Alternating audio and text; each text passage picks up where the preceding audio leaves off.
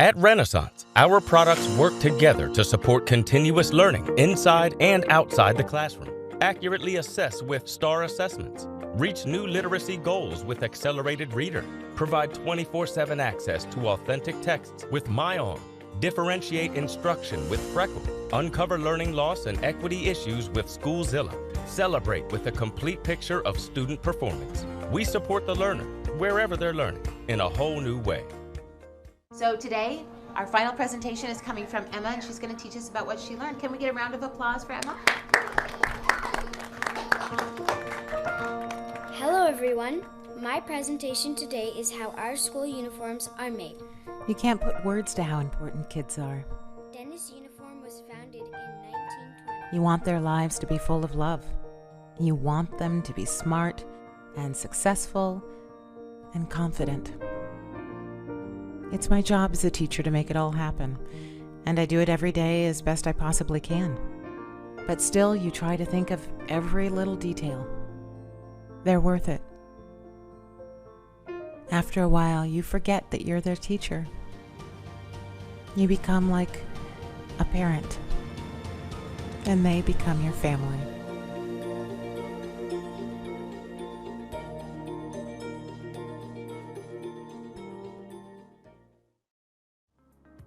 While the world was shutting down, we were busy keeping schools like yours running.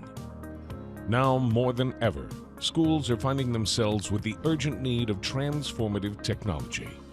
This is where we come in. At Education Technology Professionals, we let your teachers do what they do best without having to worry whether the technology they rely on is working properly. By working exclusively with schools, we have a unique understanding of IT needs in education. However, we provide more than just basic IT support. We are your Director of Technology, your Technology Integration Coach, your Network Administrator, Cybersecurity Expert, and Technology Teacher, all in one. We handle your big picture needs such as technology planning, budgeting, purchasing, and vendor management, all while keeping a firm handle on routine day-to-day IT issues that may arise. Visit our website at educationtechpros.com to learn more about our services.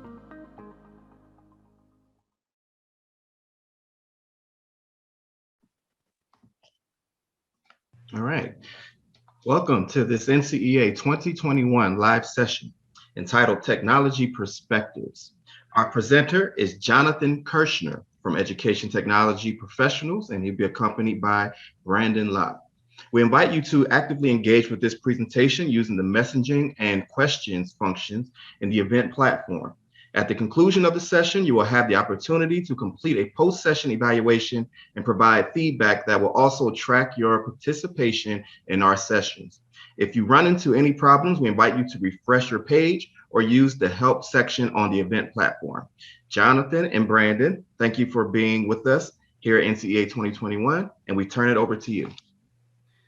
Sterling, thank you very much for that great introduction. I really appreciate it. Again, my name is Jonathan Kirshner. I'm with Education Technology Professionals, and I want to wish everybody a good afternoon or good morning, depending on where you're sitting, since this is kind of virtual and we're spread all over the place.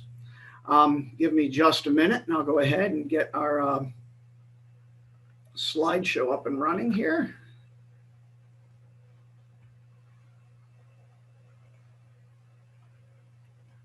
All right, now hopefully all of you can see that and we are sharing properly. Now, Education Technology Professionals is not specifically a Catholic organization, but we have found and developed good working relationships with many Catholic schools across several dioceses, starting with the Archdiocese of Philadelphia. We started as an IT company focusing on small school districts and private schools where there's often difficulty in finding qualified people to install, set up, and kind of maintain and update the technology infrastructure that schools need in the 21st century.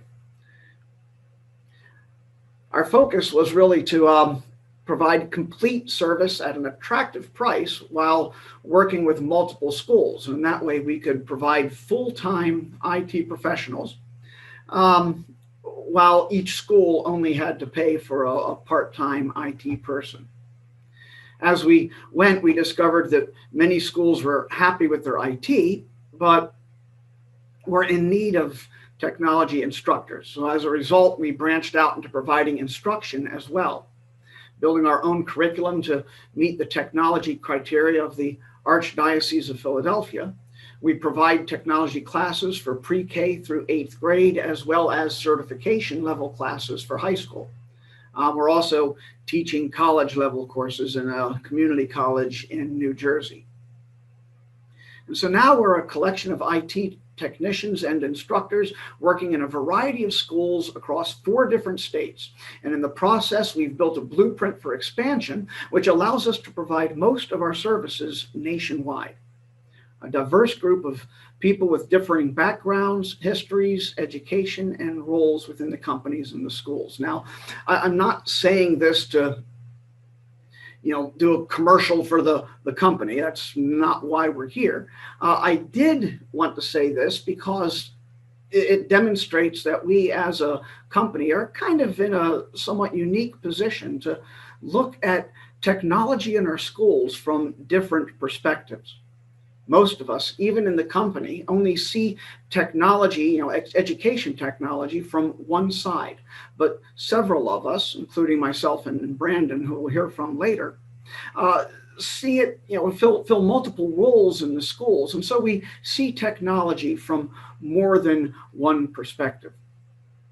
And as I explored the Laudato Si encyclical and began really kind of thinking about our roles in the schools and, kind of that document and the way it calls us to view creation from different perspectives and to just step out of our skin and to see things from different eyes and, with different viewpoints. I realized that kind of helps in our technology in schools as well, to see things from different views, to have different eyes and different perspectives and our different takes. And so I wanted to kind of look at the way that we see things differently within the school from the perspectives of students and teachers and the IT professionals and even the administrators some. So let's start with the students. Now I thought about ending with this one. It's kind of the one that for me is the most exciting and one of the best views, again, because so much of it is new. There's so much excitement and both, for the students when they finally get it, and for the teachers when we see that light come on when we've been trying to teach them something. All of us who are teachers and in the classroom, we know that when we've been trying to get a student to grasp a certain concept or get their head around an idea, and suddenly we see their eyes light up and we see it start to take hold, there's a great excitement there. We see that as well in our technology classes.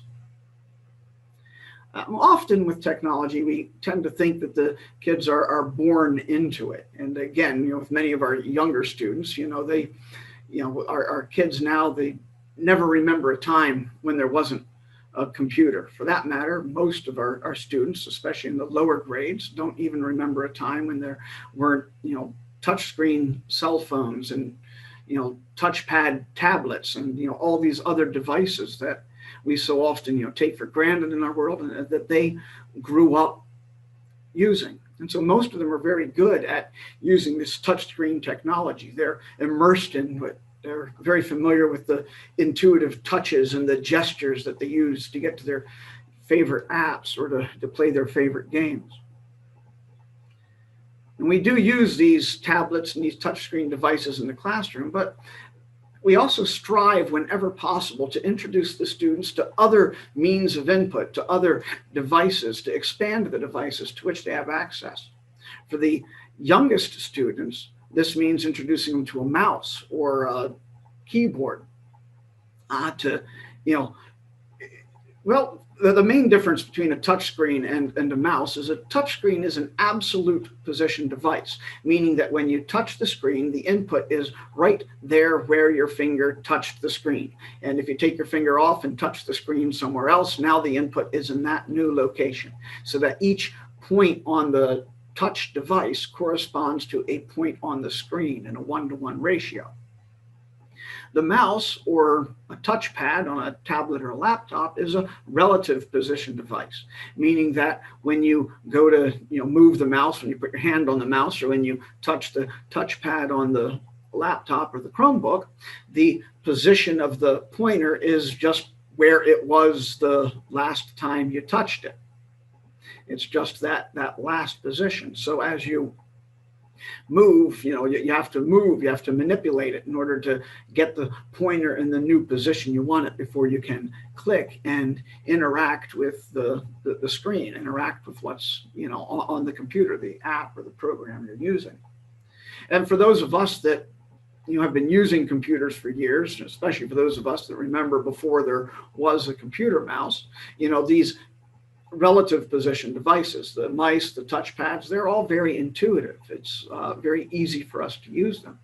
But especially our youngest students, even 3-4 years old, for them, it's a brand new concept. It's difficult for them to understand.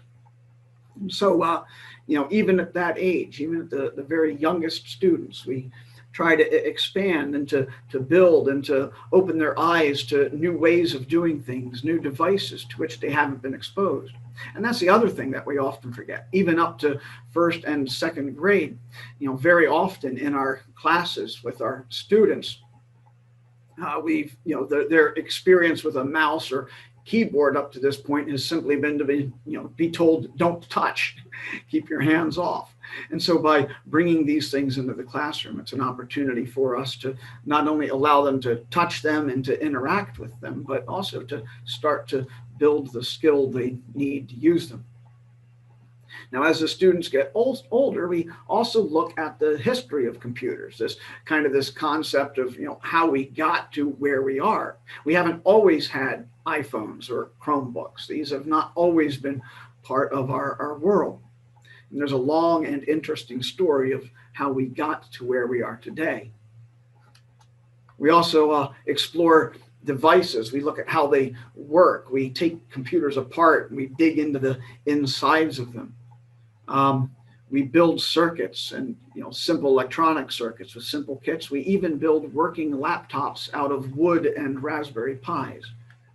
We study electricity and conductivity and resistance and signals, and we build controllers to play games that we designed and built online. And these are all things to which we can expose the students and kind of broaden their view of the world. And there's some overlap here with, science, the physical science classes and, some of the other classes the students are taking. But the goal is, our hope is to help them tie the structure of God's creation to what is happening in that box on the desk in front of them. It's not just I click here and this happens, I go there and that happens, but to get a sense that, this is an engineering device, an engineering marvel really, that because God created electricity the way he did and created the world the way that he did, we can now build these devices to capture that, to take advantage of that, and to build things that work in predictable ways, very complicated. And for me, this is a great part of the excitement as students are exposed to a world in which they've always played, in which they've always lived, but to show it to them in a way that they've never seen before. A way that they've never understood before. And of course, we only scratch the surface, especially up through middle school. But it is amazing to see the students light up as technology is not only a class to sit and talk about computers and how to use them, but becomes even more a class in which they build, interact with, program, and control electronic devices. To both better understand the world and to see new ways in which they can add to it. Of course, students don't only learn about technology. Let's face it, in most of our schools, technology class is only, maybe 45 minutes out of a student's week, depending on the grade level and your specials schedule and whatever school you're in. The vast majority of our interaction with technology in the school is as they use it to learn about other things. Whether it's the teacher showing videos on the screen, using an interactive display to show the answers, or in the last year, communicating with students at home through a camera and a microphone. Most of the technology that students see in the classroom are a means of instruction rather than the topic. Computers and display screens, whether large flat screens or projectors, have come alongside chalkboards as tools that teachers can use to show students what is being taught instead of just talking about it. Instead of the multicolored chalk most of us saw when we were students in school, today's students see full color videos and examples of the topic of the day. Of course, students don't just watch educational technology in the classroom, especially in our older grades. They're interacting with it on a regular basis. From the earliest ages, most of our classrooms have tablets or Chromebooks that the students use, and again, sometimes only a couple of times a week. But these are devices that they can use to demonstrate the lesson to them, to help them further explore the topic. Geography classes can use online maps and Street View to explore the places that they study. Science classes can use websites, videos, live technology demonstrations there in the classroom to explore aspects of God's creation, which are sometimes difficult to understand from a book. History classes can explore important people and places through museum websites and other online tools and software. Students can even use virtual reality to immerse themselves in these things and to get a sense of the view from the inside. Whether they're using tablets and Chromebooks or other tools and devices, students usually use the technology in the classroom as a means to an end to better grasp the curriculum. Of course, this brings us to teachers. Now, when I was talking about the students, I didn't talk about the wide range of students we have in the classroom. And again, be honest, we've got students at all levels of understanding, all levels of capability, of, ability to learn, understand different concepts. Some of our students are really into art, and other students are really into math. Other students are really into, the language arts. We come from all different perspectives, but, to one extent, each of us has a curriculum that we need to get out there, and of course we need to tailor it and provide different ways of teaching and presenting the material, different ways of processing it for all those different students. But in the end, we're trying to get it out there and working. For teachers, at least in my mind, it's a little different, especially as we come to the information technology that we use in the classroom, the various tools and devices that we've been talking about, and that we use to get the information out. Just like students, some teachers take to technology like a fish to water, and others resist. Years of working with technology in education have led me to the conclusion that the teachers kind of have a sort of a wider variety. Now, I believe that almost everybody can learn almost everything.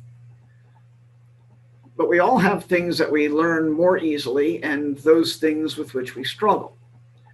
Some of you are teachers who are very comfortable with technology. You can't wait to bring the next device, the next toy into your classroom and start playing with it and using it to present new ideas and new ways to your students.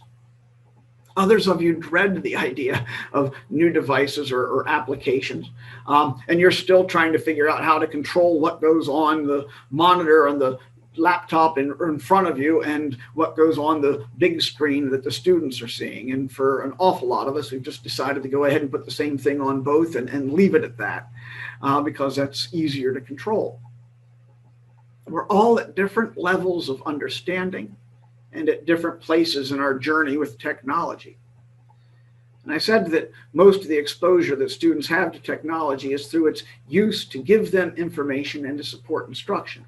And so teachers have all kinds of options in today's world to support the physical teaching in the classroom. Again, we've already mentioned videos, websites, and devices for the students to manipulate, even plastic pieces to pass out for the students to count, or puzzles to put together to explore fractions count as technology.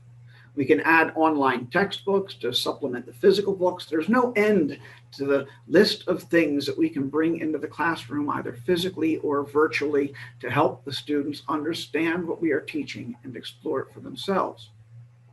From something as low tech as small whiteboards and dry erase markers to answer, for an answer and question session to using Chromebooks and the Kahoot website for the same purpose. We're only limited by how much we understand and how much we dare to use. Now, new tools and the wide variety of what is available to us online and in the educational technology world, they bring with it, and for me anyway, an incredible excitement. I love looking for new things to bring into the classroom, new experiences to which I can introduce the students. I've already talked about some of the devices that we use to teach the basics of electronics. We also use online tools to teach coding and typing and how to create and modify documents with a word processor, or even spreadsheets to teach students how to gather, organize, manipulate, and process data. We actually also use spreadsheets, especially in the late elementary grades, to show the students how they can use a spreadsheet and a program to do math, and how it's able to understand sometimes even complicated equations. Of course, I always warn the teachers that we're doing this so that they know that they can now use their Chromebooks to do math problems, even if they're in a spreadsheet. I don't want the students cheating on the tests. And so we've got these wonderful things we can do, these wonderful tools we can bring in, and the excitement that comes with being able to share what we've been teaching, perhaps for years, in new ways and with new tools with the students. Of course, new tools also always bring with them new challenges. With new things always on the horizon, we're required to continue learning new skills as teachers. Sometimes we're challenged to learn them right along with the students. This is actually another one of my joys as a teacher. It's an opportunity to not only teach, but to model learning, to kind of show my process as I'm given a new challenge. Something that's different, and have to learn it right along with the students. I know that often happens with coding. We do have a coding website that we use, and I've been using it for years, but every now and then they'll update the levels, and I'll have a student come to a level or a challenge in the site that I haven't seen before. And so I've got to sit down and admit, hey, you know what, this is new to me too, and work with the student as we try to solve the puzzle together. And so it's this wonderful opportunity where as a teacher we can model learning as well as expect it of the students. But sometimes there's a less positive opportunity to model learning, and that's when things don't go right. Sometimes it's not because the tool's new. Sometimes it's just because things just don't work. Maybe because a piece of equipment is malfunctioning. It may be a mistake that we've made. Either way, sometimes things aren't cooperating and the lesson plans are suddenly having to be put on hold as we try to fix what's going wrong or find another direction to go. Even as a technician, someone who's trained and an expert and working on computers and fixing these issues when they arise. This happens to me. I know a few weeks ago I was in a first grade classroom, and I was trying to get the kids onto a coding website, and here I am with a room full of first graders, and suddenly the internet's not working. So they've all got their Chromebooks, and none of them are going where we've told them to go. The teacher's laptop isn't going to the website either, and normally it would be my job as the IT personnel at the school to go fix the issue, but here I am with a classroom of first graders. And so while the IT needed to be fixed, I couldn't just leave the room full of kids. And so I decided that we'd go a different route. Now we got to change our lesson plans. I happened to have a thumb drive, and I was able to put that in, and we were able to look, even with the first grade, at some of the code that was in there, at a program, and able to kind of begin to understand some of the structure of the program. Now, of course, they didn't, they're learning to read English, so having them actually read the code didn't work, but I was able to say, this is what the code looks like that does this, and this is what the code looks like that does that. And after kind of going through the program briefly, just looking at the different sections and kind of talking about how the program works, without having to look at the blocks. We were then able to run the program and actually, play the game that the program generated. And so they were, able to see the code and see what it did. And so we still learned coding. We still studied it that day. But again, because the internet wasn't working properly, we had to find a different way to do it. Sometimes things just aren't working with, what we want them to do. And for some teachers, the challenge is just we're not familiar with the technology. We don't know the devices. We don't speak the language, as it were. Adding devices and websites and screens and cables just flusters us. And sometimes it can be intimidating. Other times it's just too much to keep up with when combined with lesson plans and classroom management. For those of us who are less tech savvy, new devices can bring more trouble than they seem to be worth. And I always remember that this too is just a matter of perspective. As I said when I started with the perspective of a teacher, we're all at different levels. It's not a result of intelligence, it's one of interest and experience and exposure. Every teacher I've ever met is more intelligent than I am in areas I'm only starting to explore. But some of them make mistakes with technology that are the result of ignorance, and I'm left kind of scratching my head. Why would anybody do that? It's never because they're not smart. It's because they haven't used this piece of technology before, or aren't used to it, or haven't been taught, and so they don't know.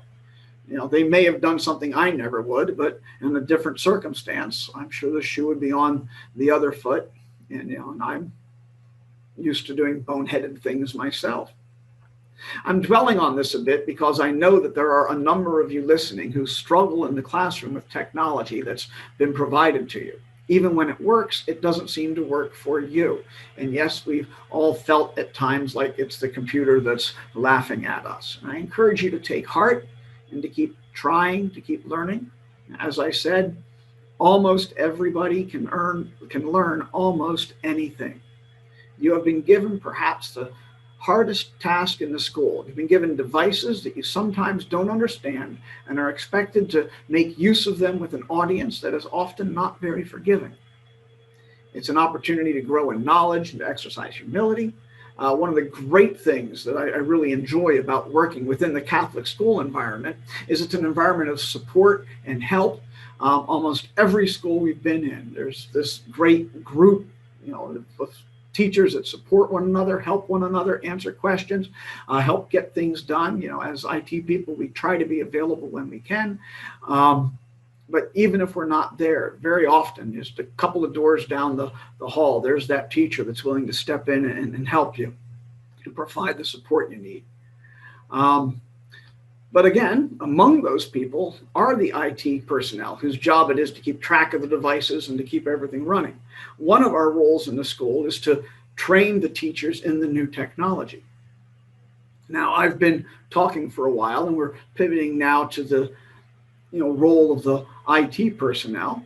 And since this presentation is about different perspectives, I want to step back a bit. I've asked one of our other technicians and teachers, Bradon Law, to share with us about his take on technology in the school environment.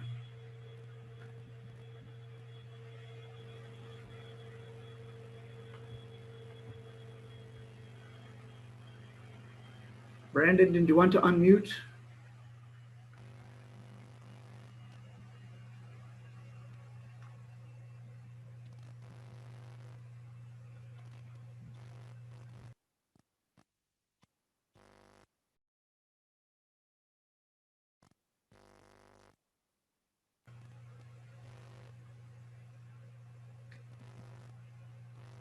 Even as technology professionals, sometimes technology gets the better of us. We're not used to this format. So. How about now? Can you hear me? There we go. Very good. Yes. Welcome, Brandon. Thank you so much, Jonathan. I appreciate the introduction. Once again, my name is Bradon Law. I am one of the IT technicians with Education Technology Professionals.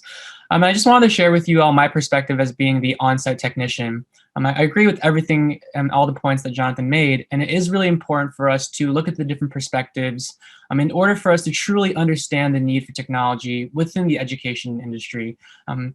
So we've heard about how technology in the classroom affects the teachers and students, sometimes for better or worse, but the truth is each situation is completely different. No two schools are the same. No two classrooms use the same tools. Teaching styles are different, and there are teachers at all levels of experience with technology. And we have to acknowledge that in order to really truly be able to help them find the solutions to their problems. Every school has its own culture and history, but the setting in which the school sits, the people involved, and the needs of the students and staff all differ. There are outstanding similarities, as expected, but no two are the same, and there isn't a one-size-fits-all solution to the challenges that they face on a daily basis. As the IT technician, I approach technology in the classroom by seeking what will best help the teacher in the least intrusive way.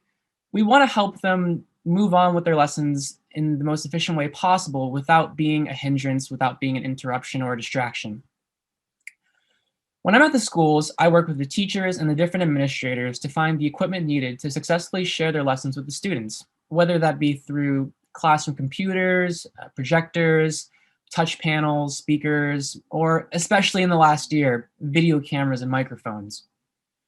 Now, it is a delicate balancing act because we need equipment which is good enough to get the job done, but we also need equipment which is easy enough to use so that our less tech-savvy teachers will find it a useful tool rather than a distraction or something which pulls the focus from their students. It also needs to be within budget and acceptable to the administration, whose job it is to approve and fund. Besides that, we also would look to future-proof the technology. We want to find solutions that will have lasting results rather than just a temporary solution for a problem. So in order for us to do this does require us technicians to have a general knowledge of what products and solutions are available, whether or not they meet the specific needs, and how we can get the best deals possible while obtaining these solutions. We don't always hit the mark, but that's exactly what we're aiming for. Of course, it's not only the teachers who use technology. I'm also responsible for identifying solutions that will create the ideal learning environment for our students. As Jonathan mentioned earlier, we find it important to introduce the students to a variety of different devices and tech processes in order to provide them with a well-rounded experience. More is not always better, but having a wider scope of understanding can prove to be a great benefit, not just to students, but to the teachers and to us technicians as well. Just as in the classroom, we need to find and implement the best tools to give students the most valuable learning experience we can, all while keeping the budget in mind. All of these devices and resources that I'm speaking about, the truth is they have to be looked after and maintained as well. Accounts need to be created.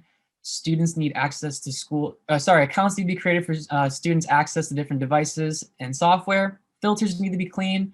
Firmware needs to be updated, as do laptops and desktops and tablets. Rules need to be established in the system to control what apps can be used, what websites can be visited, what pictures and videos can be viewed, and a whole plethora of other concerns which arise from using technology as a medium of interaction. Now, maintenance for technology goes beyond the equipment in the classroom. Our schools have network infrastructure which needs to be monitored and maintained, wireless access points and Ethernet cables which need to be monitored, adjusted, and occasionally replaced. Those cables, they go all the way back to switches and then to servers, firewalls, and security appliances. All of these systems and processes, they need to be set up, they need to be maintained, they need to be checked up on and updated. And just like the actual physical parts, like the cables and the access points, the systems and processes need to be replaced and updated as well. As a result, problems aren't always straightforward. Sometimes we get a call from the office saying, the internet has gone out. We need to figure out quickly if the provider is down, if the problem is outside of our control, if it's something within the school with our servers, if it's a user error.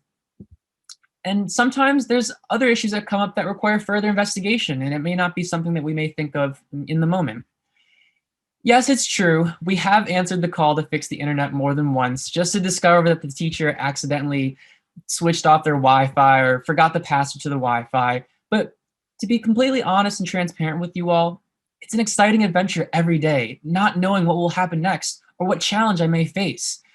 Anytime an issue has come up, a different solution may be needed. And it's a huge responsibility of my job to do that investigative portion, to dig deeper and to figure out what the problem may be, to not just solve the solution so that the teacher can move on with their lesson, but to truly find the root of the problem so that way we don't see this issue come up again, or so that our teachers and the different staff members know how to identify the solution to help us make our jobs a bit more efficient.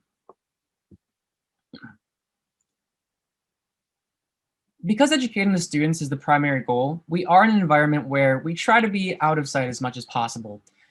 IT in a school isn't quite like IT in an office, a hospital, any other factory or locations. You see, we work in a setting filled with people who are supposed to be focused all day. And they're supposed to be focused on not just the teacher, but the lesson and also the concepts that are presented to them. But the truth is, students are very easily distracted and are often looking for anything else to focus on. Even though the teacher may have asked for our presence, we try to disrupt the class as little as possible. We do this by offering remote troubleshooting over the phone, troubleshooting through email, and also scheduling with our teachers in order to visit them at a time where they're not teaching and they have the time in order to look at the issue. The goal at the end of the day is always to help the teacher and the students focus on the material being taught and not the technology being used to teach it, especially not me, the technician who came in to fix it. Now, before I pass it back to John, I also want to touch upon how important it is for us to not only fix the problems for the students and teachers, but to also provide them a venue to learn about the technology. Like Jonathan mentioned before, we'd have a mixture of teachers with different desires of what they want to learn from technology. Some teachers are so excited to, like John mentioned, bring in the next gadget or toy to show their students or to use to teach new concepts. And some teachers just want to do the bare minimum to use technology to get their lessons across. But at the end of the day, we want to be able to be available to those teachers and students who have a desire to learn more about technology, who want to learn more about how it works on the grand scheme. So not only do we want to fix the problem for them, we want to help them be able to identify the problem and to understand the problem. So not only does it make their understanding of technology better, it also helps us identify the problem in a much more efficient way.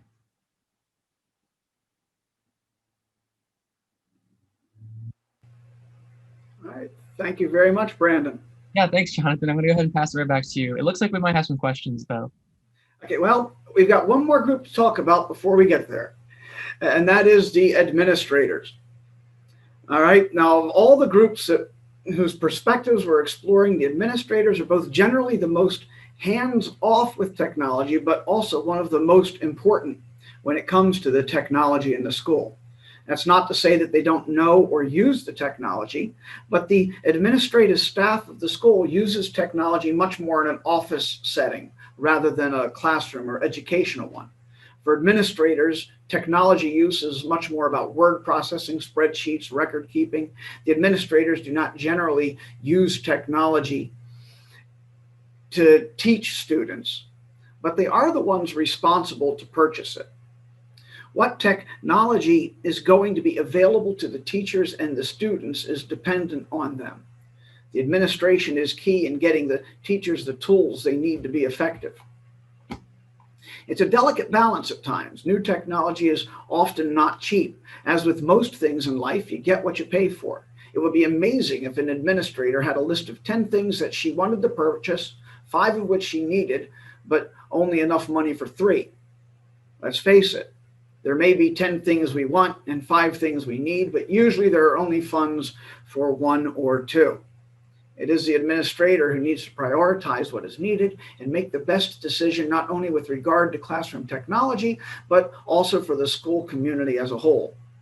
As techs and teachers, it is easy for us to lose sight of that. Classroom technology brings both the delights and challenges for all of us, administration included. The whole facility needs to be maintained. Salaries have to be paid. Utility and other bills need to be paid so that the water will flow and the lights will stay on. Curriculum needs to be purchased. Classrooms need to be stocked with supplies, including the technology needed for a 21st century learning environment. While administrators may use the technology the least, their perspective is no less important, as they are tasked with making sure high standards of education are met, guidelines are followed, and all the school does, and that the students and teachers have everything that they need for a successful learning experience. And often doing all of this on a very narrow budget. So there are a lot of different ways to view technology, just as there are a lot of different ways to use it in the classroom. Each student, teacher, technician, or administrator is different, just as every school has its own culture. And how this plays out in your school environment will not look like any other school. There is no one size fits all, as Bradon reminded us. God has made us diverse, and he's called us to diverse communities. And my prayer is that you will all grow where you are planted. And as you do your work in your school, remember to pause and try to look at everything, including the technology in the classroom, through the eyes of those who have a different role than you do. Thank you for listening. And again, please remember to check out our virtual booth, and you'll see if there's any way that perhaps we at Education Technology Professionals can help you.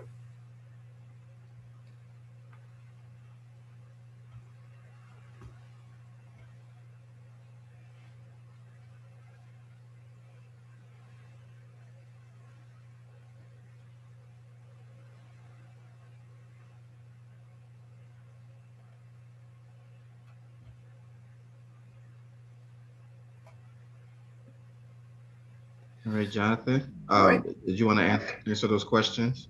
All right. I'm sorry. I just got the chat open to go ahead and take a look at those questions. So do we have a document that lists out the processes that we are discussing? We have most of that worked out. Yeah, again, we have developed our own curriculum based off the Archdiocese of Philadelphia guidelines. But again, we are in the process of writing down and documenting that curriculum as we use it. So, and no, we do not have company-wide tech acceptable use policy that we use with schools. Generally, when we get to a school, there's already an acceptable use policy in place. We may, advise changes to it on occasion, but we tend to, use what the school already has in place, and they're usually pretty accurate. All right, websites to teach children coding. I have used Scratch in the past. I highly recommend it, but the one that I tend to use the most, especially with our kindergarten through 6th grade, and again, we do start, try to start coding with the kindergartners. My favorite and the best one that I've found so far is code.org. All right, so it's code.org, and again, for a school, accounts are free. If you're a Google school, you can actually use the Google structure you've already got, your Google Classrooms, to go ahead and automatically create accounts on code.org for the students. For middle school, especially 7th and 8th grade, I use Tinker.com. That's TYNKER.com. And the Tinker website begins with block coding. But it doesn't go there. We use the Programming 300 course there. And again, it starts with block coding, which the students are normally familiar with, because they've done block coding in earlier years, either on Scratch or code.org. But it moves beyond that. And we really start to look at JavaScript and Python. Also with the 6th, 7th, and 8th grades, we go on and look at Python kind of as its own separate module. All right. So all right. I hope that answers the question. Great. Well, guys, thank you for attending this live session at NCEA 2021. Please make sure to complete the post-session evaluation and use this opportunity to check out our other live and on-demand sessions, our learning lounges, our virtual exhibit hall, and so much more. If you need to get in contact with Jonathan Kirshner, he can be contacted directly through our the Cadence platform. All right, so we'll see you soon. All right, thank you, Sterling. Thank you all Thank for you, watching. Sterling.